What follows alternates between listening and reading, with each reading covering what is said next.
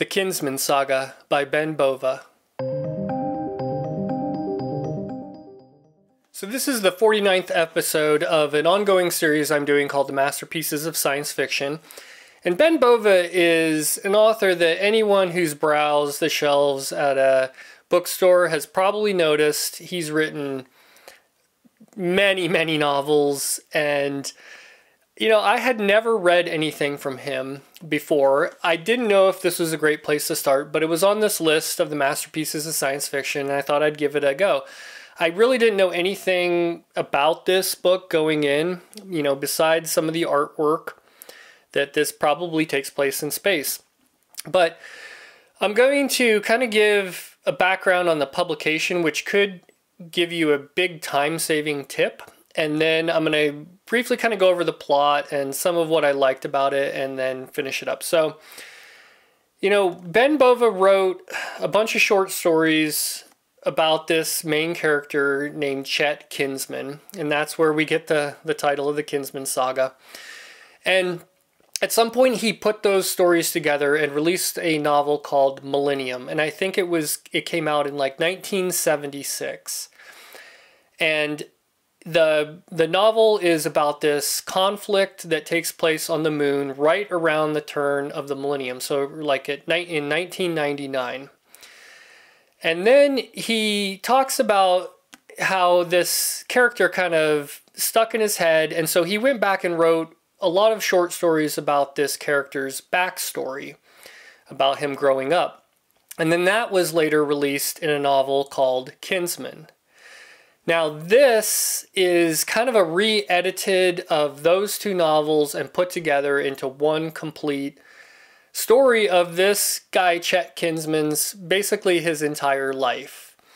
And so my tip for you, if the plot of this book sounds interesting, one tip is you could just read the second half of this book, Millennium. You could buy the Kinsman Saga and just go straight to the second half of the book and read it.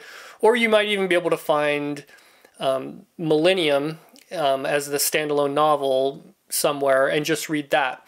If you're super intrigued by that and you fall in love with the character, you can go back and read his backstory, and that would follow more along the lines of how Bova published these works. So that's kind of my tip there. Now, like I said, the first half of this book was a little slow, a little boring. It was a lot of the backstory about this character. But overall, he is an interesting character. He came from like an Amish background, but his family was very powerful. They were in politics. And he chose to kind of go a separate way, which created a conflict between him and his dad. And he wanted to go into the military. He didn't ever want to kill anyone or do any harm like that, but he thought he could complete a his career through the military and abide by his own kind of worldview and not have to kill anyone or follow orders he didn't believe in. And he also just kind of wanted to use this as a way to maybe get into a space program, NASA, something like that. This was written in the 70s, so not everything was completely fleshed out about the future in, the millennium. So Bova makes a lot of interesting predictions and a lot of accurate predictions about the future, from the 80s and the 90s. So this character, Chet Kinsman, the more of the backstory is you get to meet some romantic, some women that he was romantically involved with, and then one of the other main characters, I forget the guy's name, but he was in the Air Force with Chet, and he's this black guy who kind of is written in the era of the 70s, and it could be kind of the hardest thing to get over in this book. This guy's definitely got a chip on his shoulder.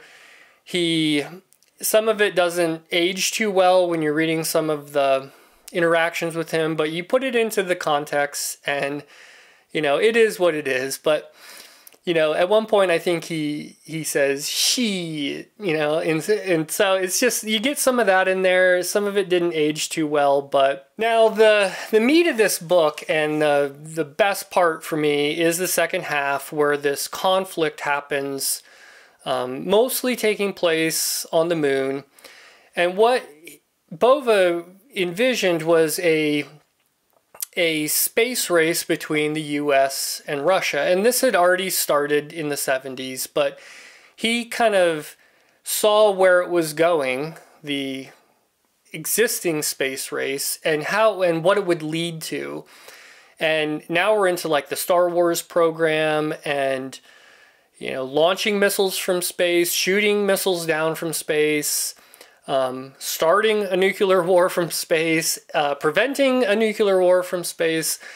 There's a lot of these ideas that he did a really good job of thinking through and putting together a cool story that's all about this conflict between the Russians and the United States.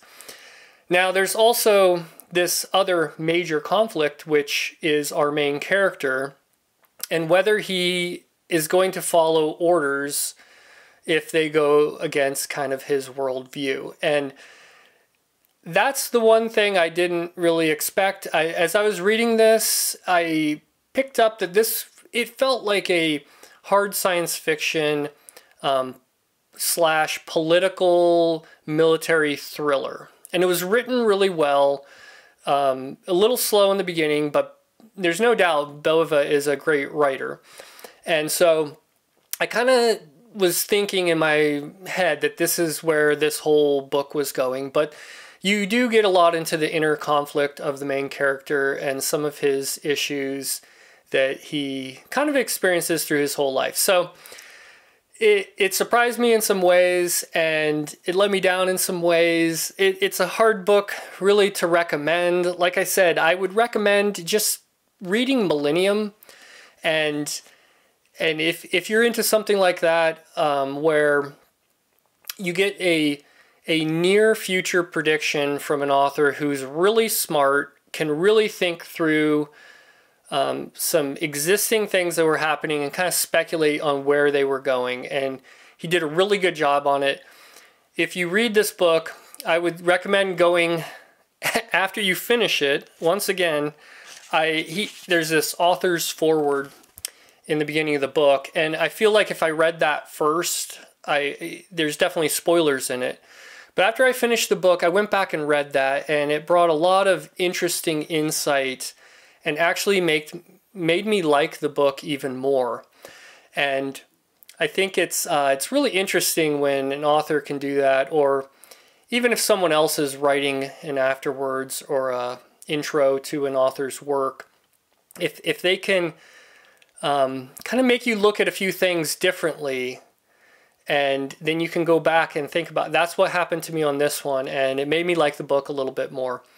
Still, you know, this is probably overall a 3-star read. Even if I just read Millennium, I'm not sure if that would have been a 4-star read for me, but it was enjoyable enough, and I'm glad I got my first Ben Bova read. Now, I know he's written tons, and he's written this big, sprawling kind of series called The Grand Tour, where it goes from, you know, mankind leaving Earth to populating, or, you know, doing stuff with all the planets that they can. So I think it's like 16 books. It might even be more than that. Eventually, I'd like to read through some of those.